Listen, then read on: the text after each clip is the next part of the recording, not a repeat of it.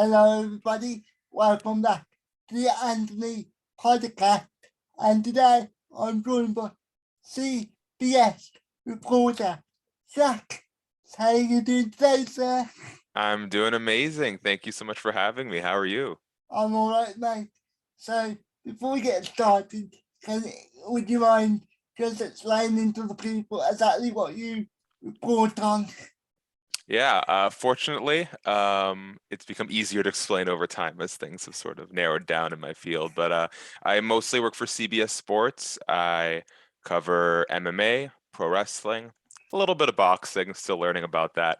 And I also work a little bit for Entertainment Tonight Canada up here in the Great White North. And a lot of that is mostly just covering entertainment news, but some interviews as well. So taking it back, what made you want to start getting into journalism? Yes, well, boy, I watch too much Luke Thomas, so I hate using the word journalism just because I feel like journalists do more important work than I do. I mostly just get to, talk shop about stuff that I like doing. But funny enough, I had no idea what I wanted to do after high school. I took a year off. I traveled Europe a bit, but in high school, I did one musical production. We did Hairspray, and I got to be Corny Collins, despite not being quite that white. And he is a television host and a television personality, and I really enjoyed playing that role. So I thought, okay, what's some way that I can sort of still be a little performative and have fun? And it was the closest inclination I had to maybe it being something I'd enjoy. So that's kind of how it started. And I went and I did a 2-year broadcasting and online journalism program, and from there the journey sort of began. So what was high school get like? Very annoying. Very, very talkative. I still am. Fortunately, being the interviewer, I'm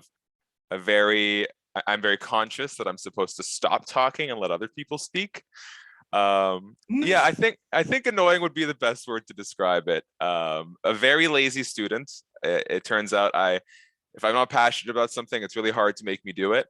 And I am very grateful that I did find something I'm passionate about, because otherwise I'd just be gaming all day, which I still do, but I have something to pull me out of that every now and then. Excluding the gaming, it feels like I'm talking to myself. Well, hey, you know what? I'd like to think gaming, a lot of problem solving, a lot of puzzle solving, very quick reaction times. It's a good way to keep the mind young as you get older, I think. So I read on your LinkedIn page. I'm not sure how accurate it is, but I read you work for T E T in Canada. Yes, and I still do, just 12 hours a week. That is the first job I got out of my post-secondary program. It was I did a 2-month internship there. I got a job part-time and eventually full-time. I'm still there.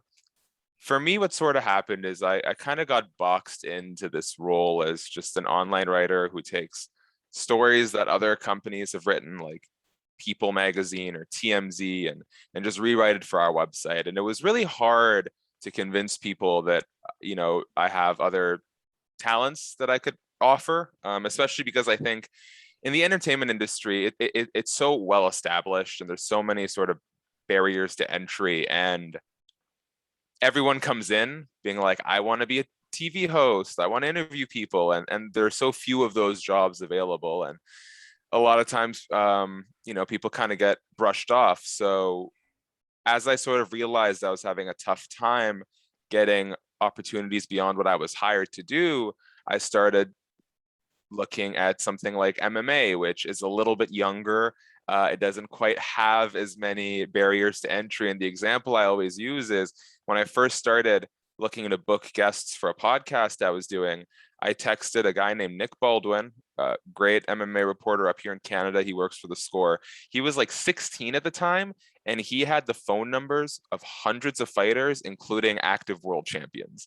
So it used to be so easy to interview fighters that a 16-year-old kid could just text up a world champ. And so that's what sort of got me started on sort of the on-camera and interview side of things. And eventually that drifted to pro wrestling. And by this time, 6 years in, I'd done so many that I got to go back to ET Canada and say, hey guys, I'd really like just one shot at doing something on camera. If you guys hate it, I'll never bring it up again. And so they agreed to shoot a demo. I was so fortunate that my first interview for ET Canada was with Christian Cage, who is just so phenomenally giving and so active. And he made that interview so good, and ET Canada really liked it. And although, the opportunities are still few and far between, I'm happy to say I've had the chance to interview infinitely more people in 2021 than I did any other year of my career for ET. Say that again, Nicholas Cage or Christian Cage. I didn't know what you said. Sorry, say that again. He was my first interview that I got to do for ET Canada, and he was so easy to talk to, and he was so engaging, and ET Canada loved it. So they said, great, this went awesome. And since then I've got to interview just for ET Canada, CM Punk, Asuka, some musicians, some actors, and so and Christian Cage a second time. So that's sort of how I ended up getting into doing the interviews and the on-camera stuff. I don't know why, but I thought you said Nicholas Cage. Oh, so I mean, funny story though. I'm not sure if you know this, but Christian Cage's stage, because his real name is Jay Riso, his name is actually a combination of Christian Slater, the actor, and Nicolas Cage, the actor. So we had a fun time talking about whether or not Nick Cage is really a good actor or not. Yeah. So as you said before, there's not many opportunities as interviewers. Do you think nowadays because of the internet, do you think it's become easier? It has definitely become easier. Back in the day, up until before the pandemic, really, like I said, especially in entertainment, because there's such a old guard there, it's really hard to push forward new ideas and ways to do things, right? And so I'd been pitching, like, guys, I have a studio at home, I've got some camera gear, some lights, some microphones, like I could do these over Zoom or over Skype. And the answer was often, well, we don't do that. Like we go to press junkets, we have subjects come in studio. And the pandemic kind of forced the entertainment industry and, the MMA industry and the pro wrestling industry to sort of adapt to the fact that, hey, we can't see each other in person. And lo and behold, when the pandemic hit, suddenly I am the person best equipped for the job, because I have, while my contemporaries are just kind of doing stuff off their webcam, like I'm doing here today with like a headset on, I had access to lighting and mics and cameras. And so the internet has really, I think, taught, and for the talent as well, it's so much more comfortable. They get to spend more time at home with their families and just hop into an office or a living room and do the interviews instead of having to travel all the time. I think it's really opened people's eyes to what you can do from anywhere in the world, really. But do you think when the world do you think when the world go back to quote unquote normal, whatever that means? Yeah. Do you think seriously? Do you think they'll still be done, or do you think it will go back to in studio? I think you can't beat the production value and the experience of doing something in person, but you're gonna like this is a change here to last. Companies are realizing how affordable it is to have people work from home and not have to rent expensive office spaces. People are learning what I learned a while ago, which is if you work from home, you save money on gas, you save time on your commutes, you can sometimes work 2 or 3 jobs at once, because when you're in an office space, you have to do that one thing. But when you're at home, you can kind of sneak off or do something quickly and then go do something else. It'll be a hybrid, I think, moving forward, but stuff like Zoom has made it so easy for like you and I to do what we're doing today. Yeah. and it's really convenient and affordable for everyone involved. Because just just just a quick story about myself. I always want to jump into a studio and do it quote unquote properly, whatever that means. But then I thought I can save a lot of money, and it's more comfortable for me to do it when I'm lying on my bed. Yeah. So yeah, I completely agree with that. In fact, I'm kind of jealous. I could candidly, I would rather be laying down as well. There's a bed somewhere over here, but I'm afraid I wouldn't be able to. I have to unplug everything, so it'd be Now a bit of a mess. I'm quite lucky because I have my setup around my bed, so I'm able to do it. So yeah, so moving on. Can you remember what your first ever interview was like? Oh man, what was my first interview even? Oh, I do know. I mean, being in school, we had done interviews as part of class assignments, stuff like with local business owners and stuff like that. But the first three that I ever did that I really remember was I interviewed a Vancouver actor. Man, his name is escaping me right now, but he played the smoking man on the X-Files. And so I did a magazine feature for a school magazine, and he was wonderful. And I had a very talented friend named Thea Luchak, who's an artist who now works in CGI on like Avengers and stuff like that, and Fast and the Furious, to do some artwork for me, and she was amazing. There's a rapper named Watsky who I used to listen to quite a bit, and he was coming to do a show in Vancouver. So we did an interview in which I asked him way too many questions, and I asked him to give me some birthday shout outs, and I'm sure I annoyed him very much, but unfortunately that's part of the learning process. And then this was probably one of the most memorable.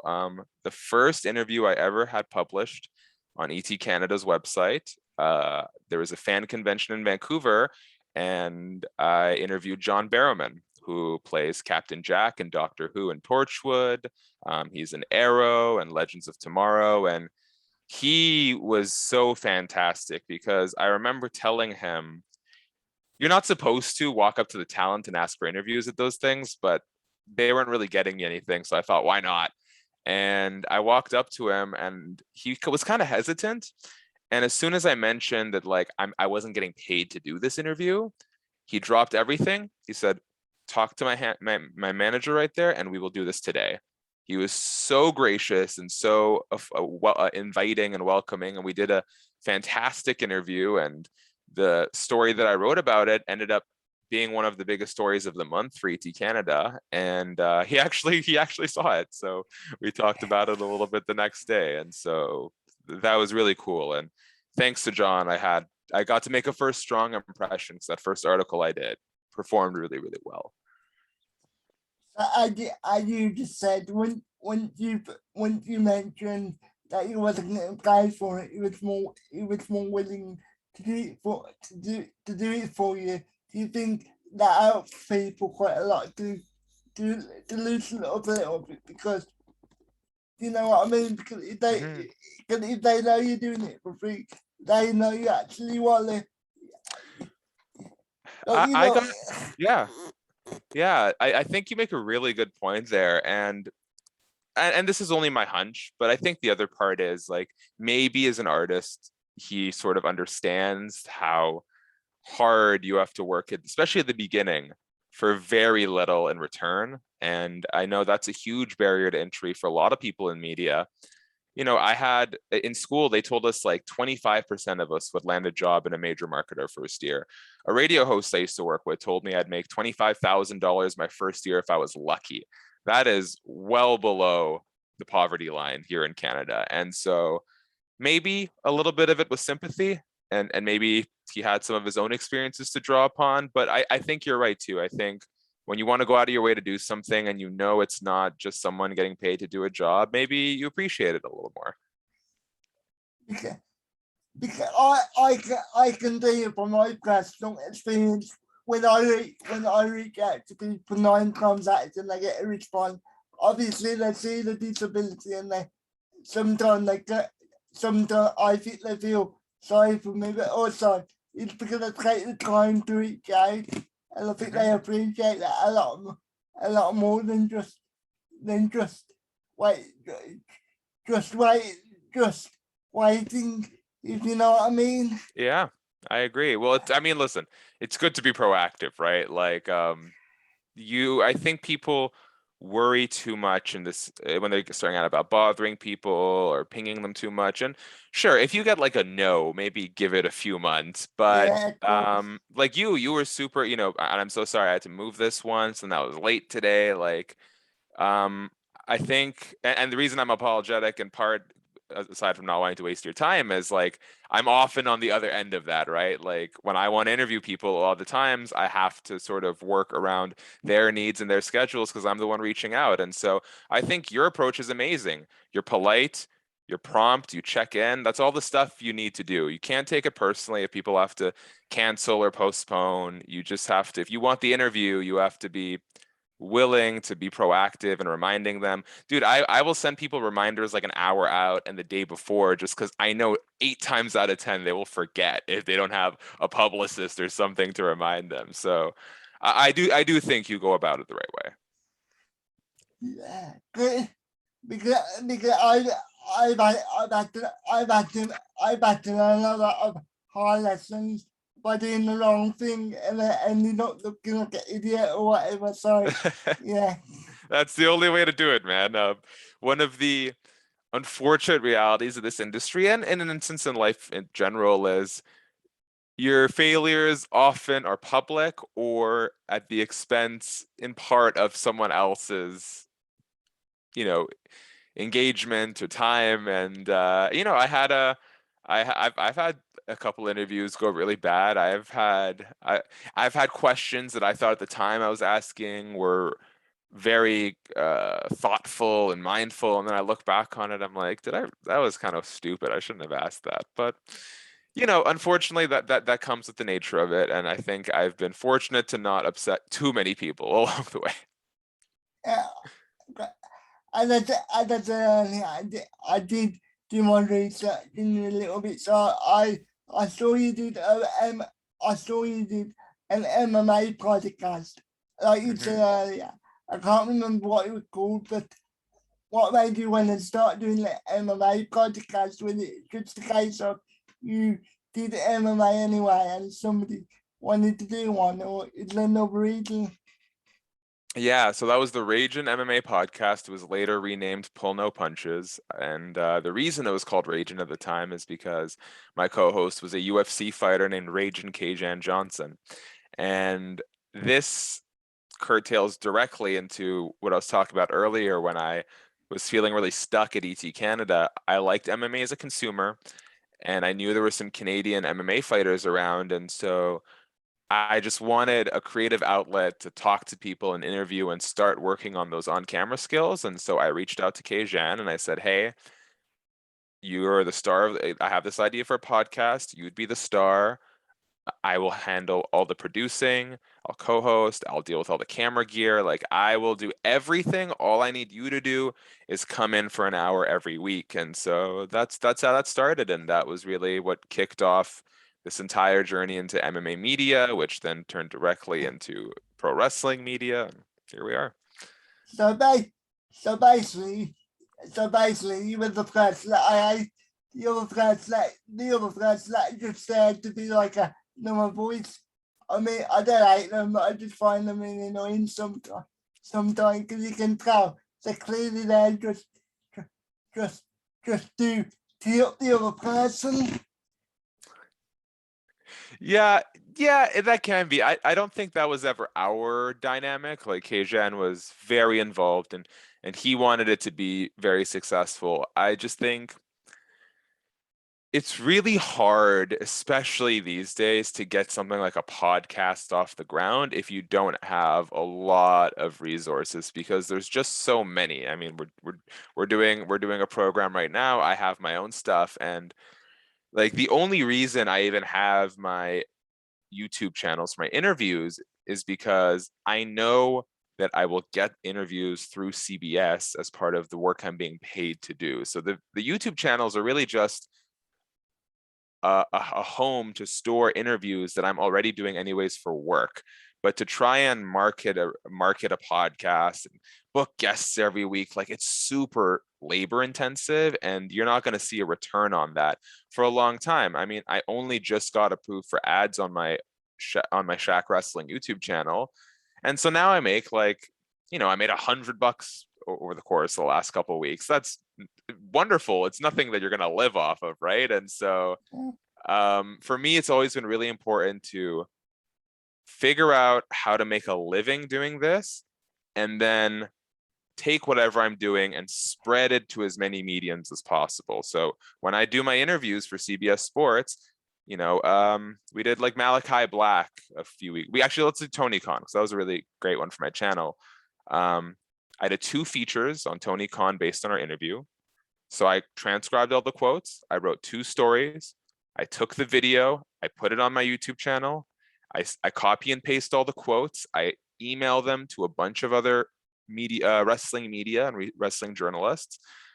I do all that myself, but the key for me is I don't have to stress about it because I know I'm being paid to do the interview in the first place. Now the onus is on me beyond that to be like, okay, if I want to be on camera, if I want other journalists to pick up the quotes, I have to do that legwork. But it's very comfortable knowing that I'm making a living anyway.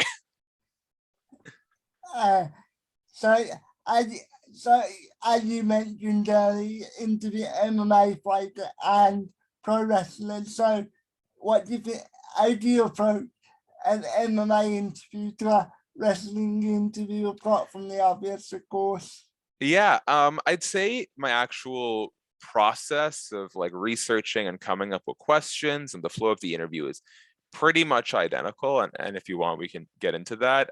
What I would say is the wrestlers make it a lot easier. And there's a lot of reasons for that. One, wrestling interviews are more evergreen, right? Like MMA fighters, the interviews often have to do with the fight. And people only really search for those guys when they have a fight coming on. So there's a lot of time in which there's a very short expiration date on MMA content.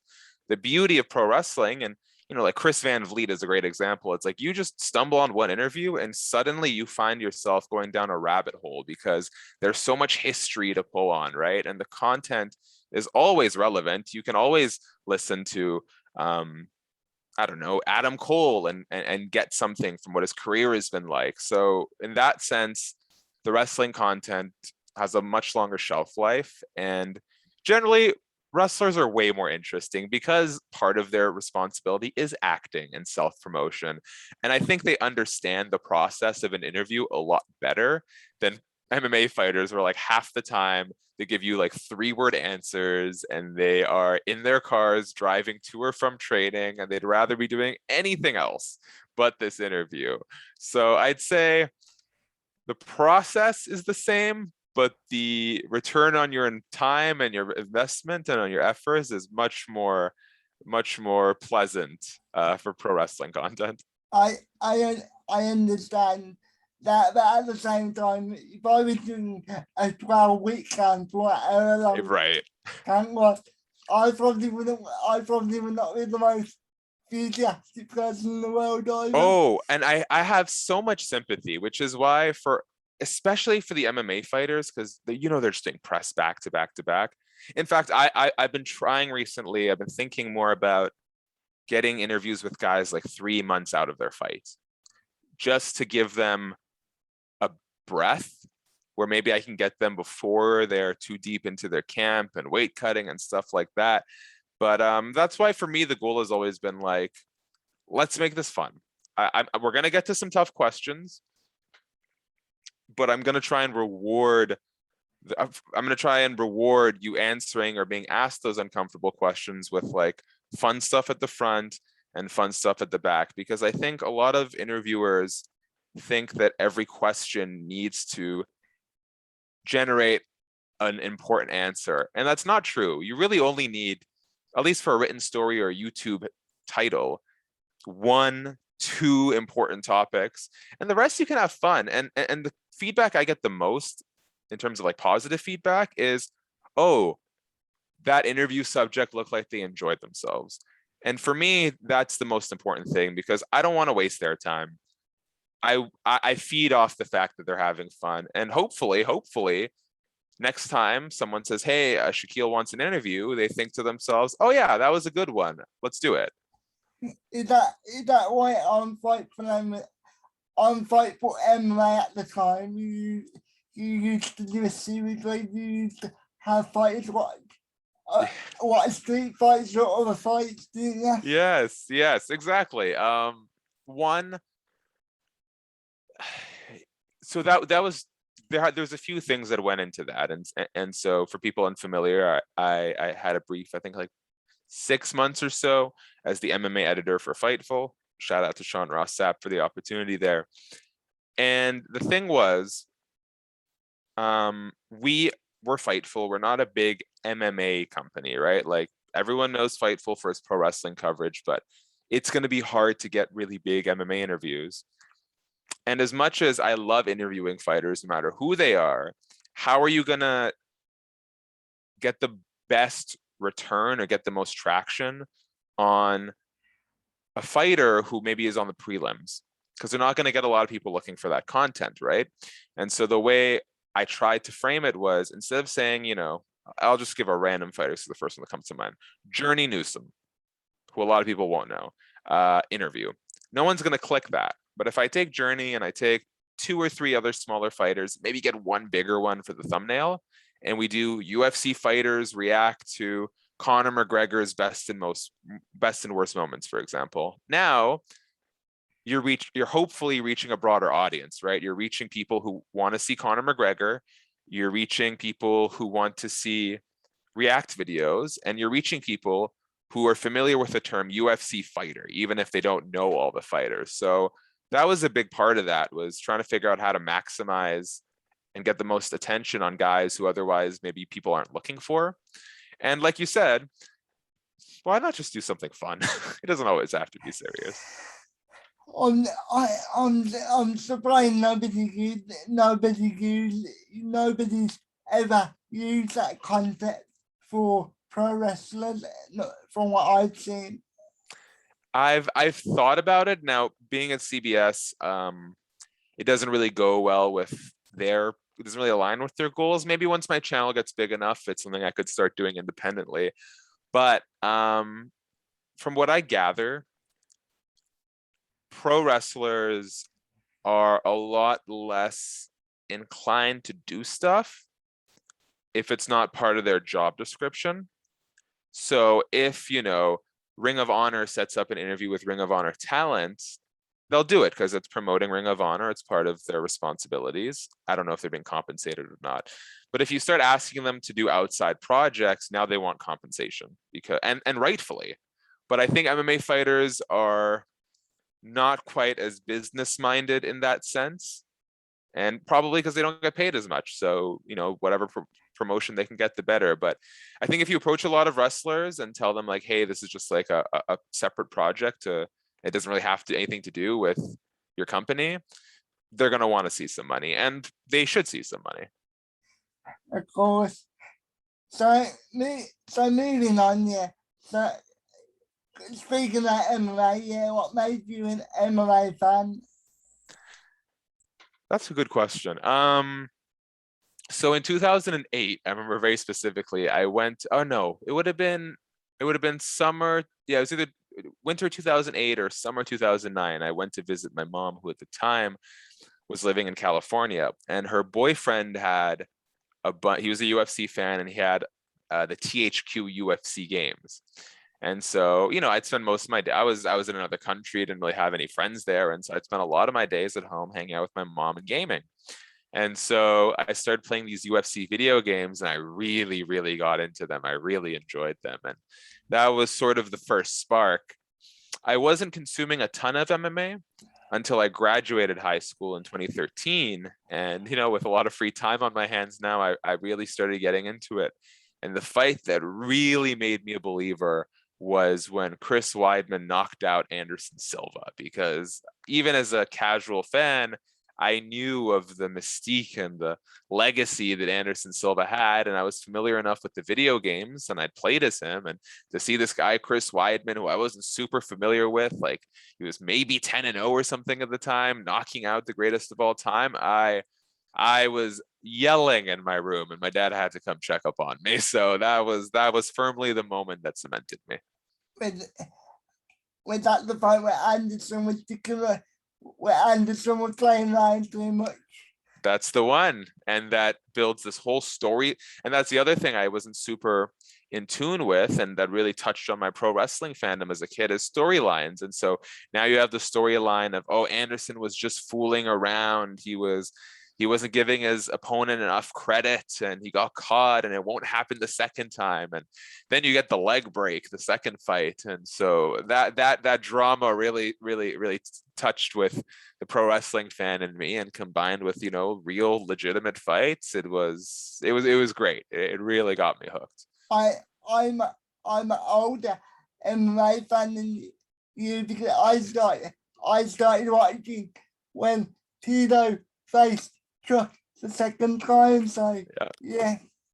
Well, I can say none of us are fans of when Tito faced Chuck the third time, but yeah, I tend to be called the baby around every work environment I'm in, because most of my colleagues' fandom starts with like Pride VHS tapes, and I do my best to go back and learn and be a little bit more conscious of the fighters that came before my era fandom, but I'm definitely fresh-faced. Yeah, I'm not saying that in a bad way. I was just giving you some information. Yeah, and that's amazing. So what has been your favorite fight of your MMA fan career, if you want to call it that? Oh, we had a debate about this yesterday in our weekly meetings over at CBS Sports. I am very big on Israel Adesanya versus Kelvin Gastelum for the interim UFC middleweight title. I'm gonna throw my colleague Brent Brookhouse under the bus, who said it's not even a top 25 fight for him. That is nonsense. I'll take, if you're like, oh, it's in my top 5, sure, but anything under top 5, I refuse to believe you. I'll concede that it probably isn't a lot of people's favorite fights of all time, but I think a lot of these are circumstantial to where you are and where you're doing. And as someone who watches a lot of MMA fights by himself, because I'm usually working, or at the time I didn't have a lot of friends who were into it, that was one where I was around other people, and Israel Adesanya and Kelvin Gastelum were going back and forth, and in the last round, it's probably 2-2, and Israel Adesanya points down and says, "I'll die for this. I'll die right here." And we're screaming and yelling, and it's so many big momentum swings. It was just a fantastic fight, and that's one I'll always remember. For me, it has to be Brock Lesnar versus Frank Mir too. Just the overall build-up and the way the fight ended, and the post-fight. Oh yeah, horseshoes and riding his wife, man. Brock Lesnar's one of a kind. It made me laugh when wrestling fans say he's boring. And I was like, did you not see the UFC stuff? Dude, it's one, I like that Brock is getting more promo time in this recent feud with Roman Reigns, because we've seen in the UFC, like he can get on the mic with some passion. And additionally, just what a freak of nature Brock Lesnar is, to come into the UFC with like one professional fight, take on a former champion Frank Mir, lose based on inexperience, and then in such a short time turn that around, win the world title, beat Frank Mir again. And I'm not saying at the end of the day he was ever going to be the best heavyweight of all time, but it would have been amazing to see how much longer of a career if he would have had if he wasn't dealing with health issues. And as you just said, considering he did all that with diverticulitis, yes, it just shows while animal is in a good way, of course. Yeah, that's people train their whole life. Like, Brock Lesnar, sure, he was an amazing Division 1 wrestler, but he had been pro wrestling for years. Like, to be able to just flip the switch back into a sport like MMA and succeed at such a at the highest level with so little experience and such a big gap in your like combat sports career. That guy's a freak of nature. Like, him and Yoel Romero are just different kinds of humans. Do you think? Do you think the UFC was hoping they would have another version of that with Punk in a weird way? Oh, I mean, that guy markets himself, and I think, in ways, Francis Ngannou could have been that for the UFC if they weren't at such odds when it comes to contracts and fighter rights and what people should be entitled to, because Francis Ngannou is another guy who, man, no one has ever hit like Francis Ngannou hits. So do you know when the UFC brought CM Punk in here?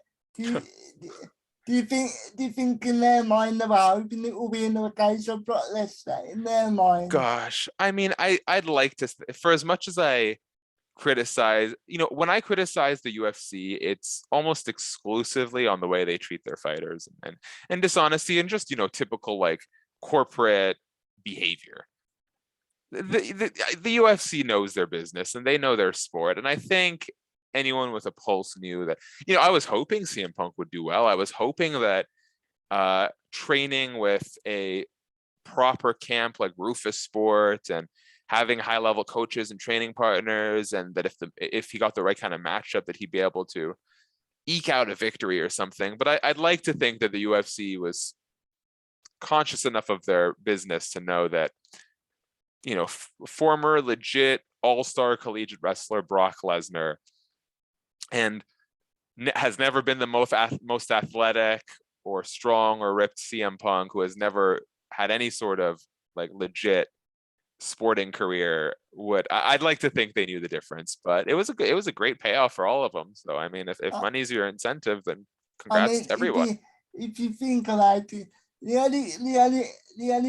only loss that in hindsight you could say was it quote unquote embarrassing was the one where he lost to the journalist Michael Jackson or whatever his name was. No Yes. Oh man, I know his name, but now that you said Michael Jackson, I can't even piece it together. I thought that's what he was. It might be. Gosh, it might be. I'll Google it while we're doing this. Yeah, it was a better showing. It was his second fight. The matchup was better. Like, shout out to Mickey Gall for making such a smart call out of CM Punk when he was on Dana White's Looking for a Fight. But you don't take a 3-0 guy with a strong jiu-jitsu background and put him against a newcomer in CM Punk. Like, the Jackson fight was at least two guys with losing records. And, CM Punk landed a takedown, so that's great. Yeah, the other thing I really remember that fight is that CM Punk got tickled. Yes, it is Mike Jackson. So I mean, you're right. It might be short for Michael. So yeah, the only thing I remember about that fight that CM Punk got tickled. Yep. Yeah. And I mean, I'll give Mike Jackson some like sympathy points. He did not seem interested in like destroying CM Punk. He's like, I know I'm gonna win this. I'm just gonna cruise, and it didn't make Dana White happy, but it made me happy. So anyway, going back to your interview career, just to finish up. So when you're doing an interview and you know it's not going well, what is your tactic for bringing it back around or trying to? Yeah, I mean, I had a brush with something similar very recently, so this is kind of a fresh wound, but I'll have to keep that story to myself. I have a very, I don't want to say rigid, but I have a template for how I do interviews, and it's, kind of a fun, comedic intro. I like to ask one off-topic question just to kind of warm them up and break the ice, because I think breaking the ice is people naturally put sort of like barriers in front of themselves before interviews. And if you have 10, 15 minutes before to get to know the guy, great. But if you don't, if you're just jumping in, you need to chip away at that. So that's why I like to do, like with Josh Alexander, which was the first interview I did for Cage Side Seats, I said something like, this guy, he's the reigning X Division champion. He breaks ankles the way I break under pressure. And it made him laugh. And that's the whole goal. Like, it's just to get him to like me a little bit or to feel some sort of camaraderie. And so, I'll do the intro. I'll ask a throwaway question like Malachi Black. I asked him to rank Great Muda's Mist versus Carlito's Apple Spit versus Triple H's Spit Take versus something Gangrel's Blood. Just something so random to get them thinking, almost like we're playing like 20 questions or Would You Rather or something like that. Then we'll get to some new stuff that they're expecting. And then I always wedge the harder or the more uncomfortable questions, releases. For Tony Khan, it was unionization, which he shut down very quickly, stuff like that in the middle, so that I've gotten them comfortable. And then I ask a couple hard questions, and then I end on more fun stuff, because I don't want them leaving being bummed out by that question that I asked. Even if I'm super polite and super welcoming, I don't want the last thing we talk about. It's the Oreo effect, right? You say something sweet, you give some criticism, you say something sweet. Yeah. And so, yeah, that's kind of my strategy. If I notice that I'm losing them or if they're getting really uncomfortable, I'll usually, unless it's really important, I'll back off. Like, one, I never press. If they want to say no comment, whatever. As long as they acknowledge my question, we can move on.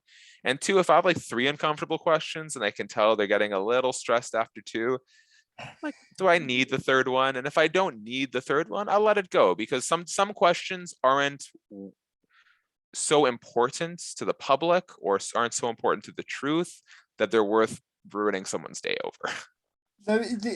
So in your mind, is it like a broad listening?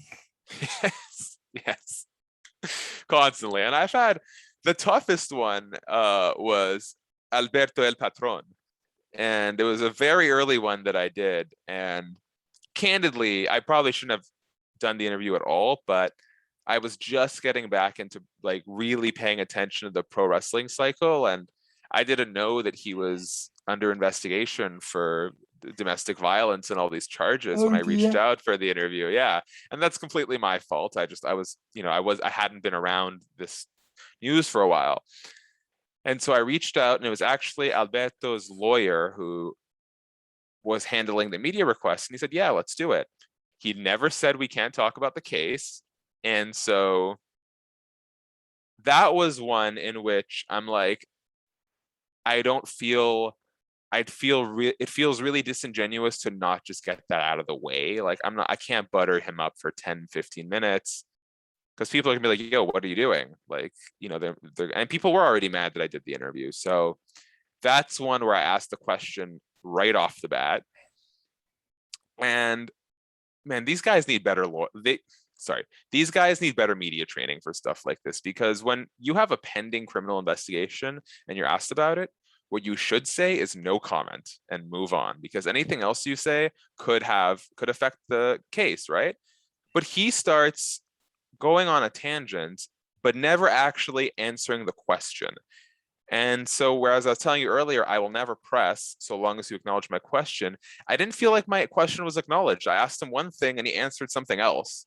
So I asked again, and he got really upset that I brought it up again. But this time he made it clear, we can't keep talking about this. And I said, okay, you've acknowledged the question and now we can move on. But that was one where it was really close to going off the rails. But at the same time, like, that's not an interview that I was willing to sort of like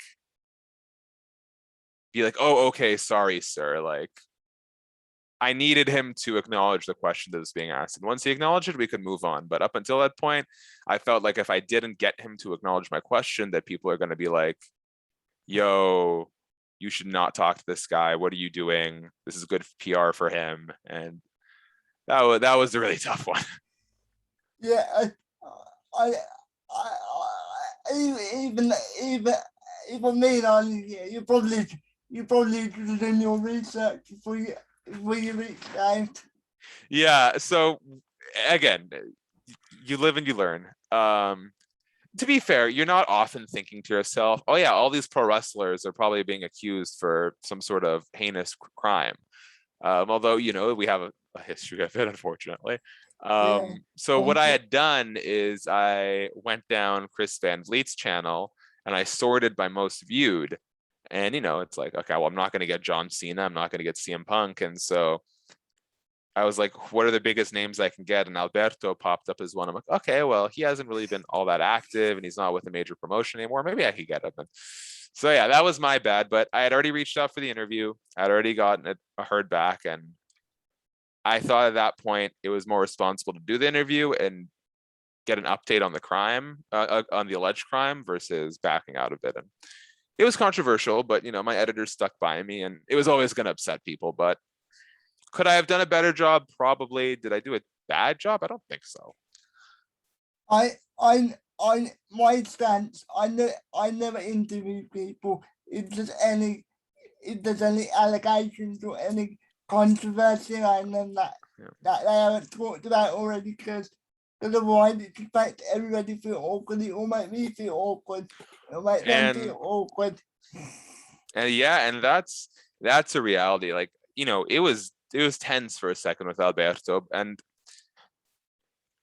it's really hard to do so, especially in the moment. And like, you'll see sometimes it doesn't always come through the way you intend, but it's like the hardest part for me about doing these interviews when things get a little tense, which fortunately, because my interests and the talent's interests usually align, like I want to have a good time, they want to have a good time. It's usually not a problem, but you kind of have to like battle this line between your like professional and personal interests in real time, where it's like, personally, I'm not enjoying this sort of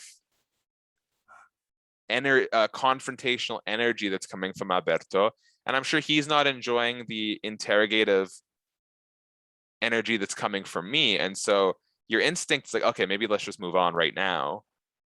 But then you have to think in real time professionally, well, if I don't ask him the question again, and he hasn't even addressed my question, that's going to look so bad for me professionally. And trying to juggle all that, especially in the moment, is really hard. And recently, there was a similar situation to that, which I can't really get into, but it had nothing to do with like crimes or anything like that. But there was just someone and I did not really. So it was just not on the same page. It was just an awkward moment. It was an awkward moment, and like it was hard because personally I really understood where they were coming from, and it actually really bothered me to put them in a position where they felt stressed, because I just don't want to do that to people if they're not being malicious towards me. Like I'll stand up for myself, but if I understand, like let's take I don't know. I wouldn't ask about this personally, but like, let's say someone's like, you're interviewing someone and their partner is ill or something, and for whatever reason, you feel like you have an obligation to ask, but asking is going to really stress them out because it's going to bring up, and that's probably not the best example because I wouldn't need to know, but let's just say it is. Yeah. Personally, I feel really uncomfortable because like, I don't want to put them in a position to be upset, because I wouldn't want to do that to anyone. But professionally and for my reputation's sake, if it's an important question, maybe I have an obligation to ask. And that's a really hard thing to sort of parse through in the moment. And I imagine saying strong words for you, because you have superiors that you have to answer to, because obviously you work for CBS Sport, and I can imagine that twice as difficult, because I know for me I can just get on who I want, and I like if I don't ask something, then I don't have to. But I imagine with you, you sort of obligated to certain things. You know, I have to give my CBS editors a lot of credit. A lot of times, especially because CBS, the content, the headlines that draw traffic on CBS are different than the topics that will draw traffic on, let's say, Wrestling Inc. And that's just because we're catering to a broader sports audience. So, you know, something like Mustafa Ali might not actually do great on our website because the casual viewer may not be super familiar with Mustafa, but wrestling fans are so invested in his sort of public disputes with the WWE. So a lot of times actually it's me who wants to ask the question because I don't want people thinking, oh, he is too chummy, because I already am very chummy with the talent. I don't want people thinking he's not willing to ask difficult questions at the expense of like losing his relationship with WWE or AEW or a client's manager or something. And I'm fortunate that CBS Sports is such a big outlet that I have the leverage to ask a question I want to ask. And I actually, it's quite the opposite. Sometimes CBS will be like, hey, you don't need to ask that question. Like, it's not going to do a ton of traffic for us, but it's me who wants to ask the question because I think it's important. And they will firmly stand by me and they will say, you know, stand by our laurels. If you think it's important to ask, don't let people tell you it's not. So CBS Sports, my editors, shout out to Brandon Wise and Brent Brookhouse. They're so fantastic. Yeah, that's why I prefer not to do that. Wrestling interviews because I feel like if I be myself, yeah, I'm just gonna annoy them. And if I try and be too friendly with them, I'm just gonna come across as phony. So I just prefer not to do it. Yeah. And well, I mean, first of all, I think you'd be great interviewing wrestlers. But that is why I ask a lot of really softball questions. And for me, part of reminding people and showing people that I'm serious about the work I do is asking a tough question. And I actually wasn't going to ask Kofi Kingston. We did an interview recently. You guys can go check that out. I wasn't going to ask him about Mustafa Ali because I'm like, you know, it really doesn't have anything to do with Kofi. But I noticed that Kofi had talked a lot about how high he is on Mustafa Ali's talent in other interviews. And during our interview, without prompt, he brought up Mustafa Ali. So I'm like, okay, well, Kofi seems to really care about Mustafa. Let's ask him. And I had people saying, wow, ballsy. But, you know, I ask with care. I always say, like, we don't have to talk about this if you don't want to talk about this. And I think there's a polite way of asking difficult questions. And I just think it's really important that unless someone's like accused of something and you're really trying to get an answer out of them, you know, like, why, if someone doesn't want to talk about something, they don't have to talk about it, but I'm going to ask the question. Yeah, good. Before we wrap up, just a quick question. We're not, because I've been quite like interviewing Nyla Rose here, but I don't think we're across like an AEW stooge. Why? Are you a big AEW fan? Yeah, but you know what people are like. If you start interviewing the wrestlers and you say something like that, you'll be ridiculous. People I mean, yeah, you should read less of those comments on the internet. Like, people are dumb. I had the absolute joy of co-hosting Morning Combat on Friday, which is a popular, for those unaware, it's a popular MMA podcast. It runs 3 days a week. It's hosted by Luke Thomas and Brian Campbell, who also work at CBS Sports. And I read more comments than I usually would because I'm a fan of that show. And so anxiously, it's important to me that the people that the other fans of the show like enjoy it and I care what they think, even maybe though I shouldn't always. And you know, I mentioned Trump for all of 4 seconds, and people were like the 6 idiots on the internet were like, oh, I was really enjoying it until you brought up that Trump nonsense, freaking Canadian liberals, stick to your own Canadian government, you blackface Justin Trudeau loving ass. And I'm just like, bro. I'm like, bro, what do you, I mean, first of all, if everyone needs to hear it, most politicians suck. Absolutely. And the reason I mentioned Trump is we're talking about Dana White and their friends. Like, relax. But that's how the people who have those opinions are the lowest level thinkers. They have the worst listening comprehension. I wouldn't worry about them too much. If you want to interview wrestlers, I'll tune in. At the end of the day, it's not that deep. It's not that deep. Just saying to it, just saying to it before second to how long it was. Let's not need to get upset. Oh yeah, no, 99. Like I don't know about your viewing habits, but when I think about my own viewing habits and a lot of my friends, we do not go on every video and then leave a comment telling people how we feel about it. We watch the video and then we move on with our day. And I think it's really important to remember that 99% of the people that are going to see your content aren't so passionate that they're going to go about and leave comments. Like I've been fortunate that people have been very nice to me, but even if you have like 6 comments on a video and 5 are negative, if you have 1,000 views, guess what? The other 994 people probably enjoyed it and just moved on with their day like anyone else would. So the penultimate question is, who is your favorite UFC fighter of all time? Ooh.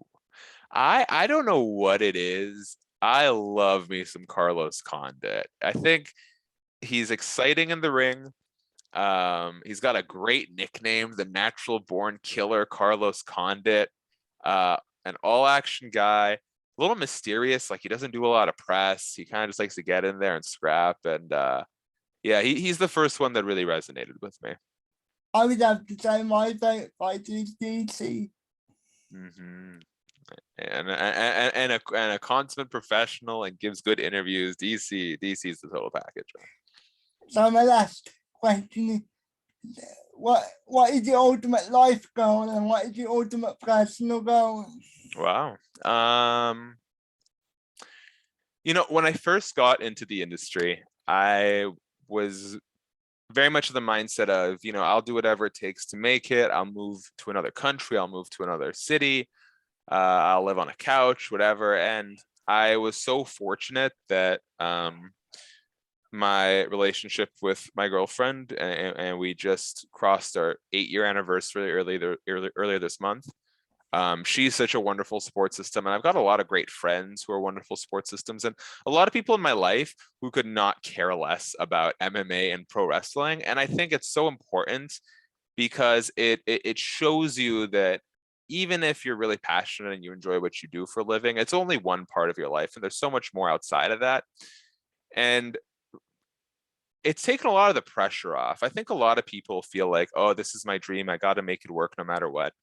For me, it's been the opposite. It's the realization that if for whatever reason this doesn't work out, I could go find something else to do. Maybe I won't enjoy it as much, but maybe it gives me more time to do stuff with my friends and my family that I really enjoy and these hobbies that I have. And that takes a lot of the weight off. And so I would say, in terms of like life and personal goals, just keep experiencing things. Don't box myself in. Continue to enjoy the time with the people around me. And professionally, I would love more and more, and it's happening more and more slowly. I really like the broadcasting side of stuff and the on-camera side of stuff. So it'd be great to be on TV someday. It'd be great to do more hosting and anchoring and stuff like that. But I am very happy with what I'm doing now. And I'm sure it'll be a natural process. And if I don't get there, so be it. I enjoy what I do. And I most importantly, I enjoy everything else I get to do outside of it.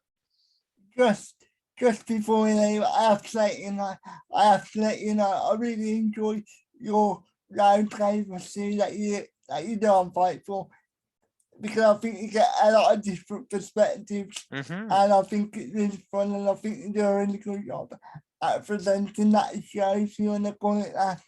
Oh, thank you. And yeah, that is, I do really like doing that kind of stuff. I'd love to thank you so much to SRS for giving me the opportunity to do that.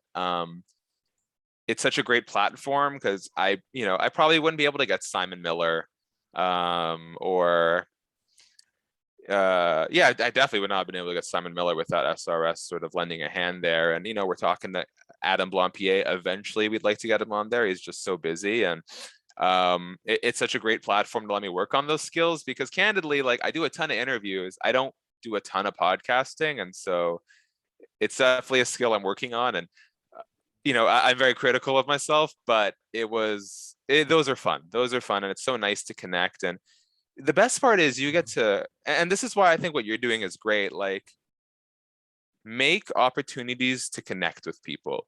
Every phone number I have, Ariel Helwani, Dave Meltzer, Emilio Sparks, et cetera, the people who follow me, a lot of it is me reaching out for interviews. I mean, like, hey, or the round table. And it's a door that you can open to connect with people. And,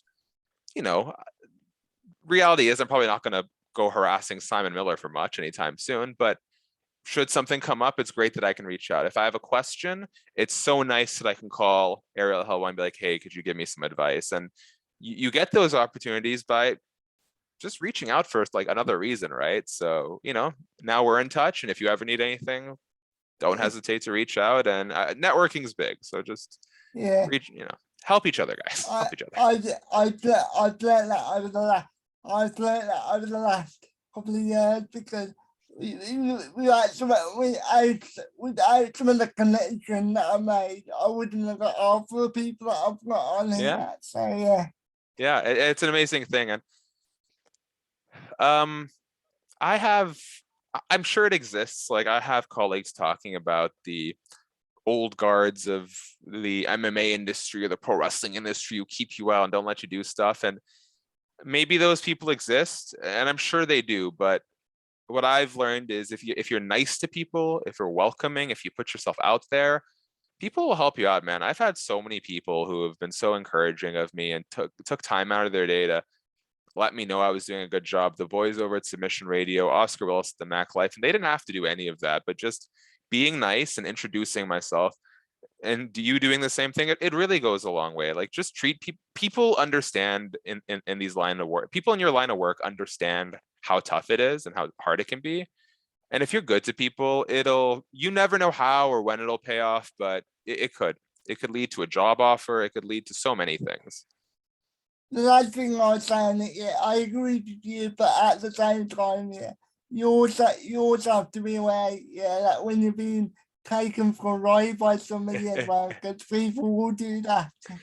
Yeah, it's that's a really hard thing to make sense of. Like, a lot of that is just intuition. I think you have to kind of get burned to sort of begin to identify the nuances of when someone is, like you said, taking you for a ride. I would just say, if you feel like people are asking too much of you, they probably are. If this was so nice of you to reach out and do this interview with me, and I loved it. I'm glad that we're going to be able to connect moving forward. If you start texting me every week saying, hey, and I'm not saying don't reach out anytime, but if you start messaging me every day, hey, can you retweet this for me?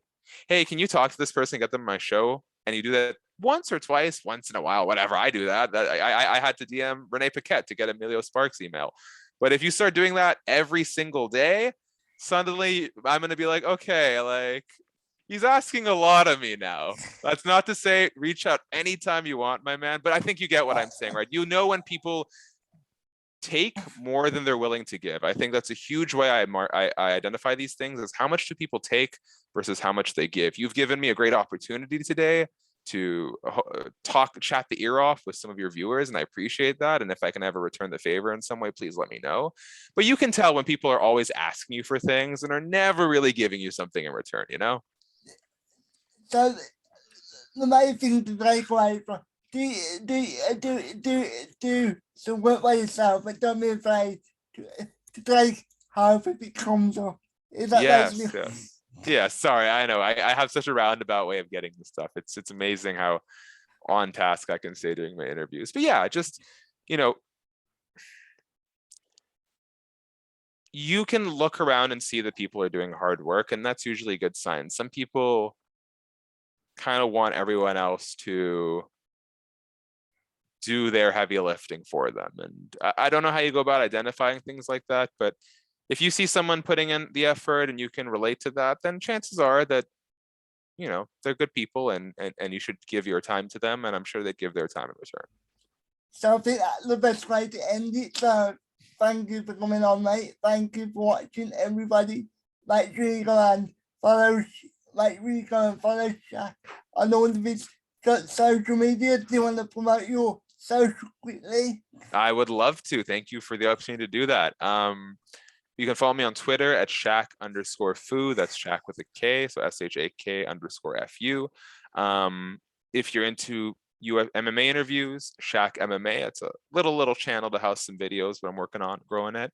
Shaq Wrestling is taking off, so if you are into pro wrestling interviews, we got stuff right now up with Kofi Kingston, Malachi Black, Tony Khan, Liv Morgan, Eddie Kingston, a ton of people. So Shaq Wrestling, Shaq MMA.